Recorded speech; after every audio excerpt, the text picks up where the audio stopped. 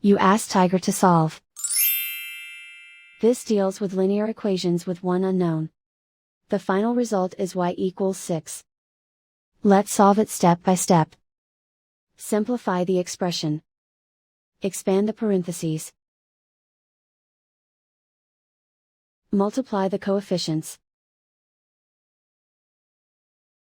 Simplify the arithmetic. Group like terms. Combine like terms. Group all constants on the right side of the equation. Add 35 to both sides.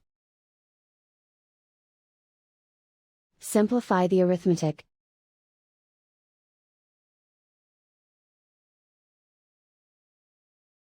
Isolate the y. Divide both sides by 6. Simplify the fraction.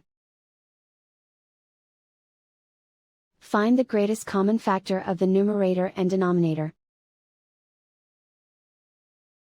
Factor out and cancel the greatest common factor.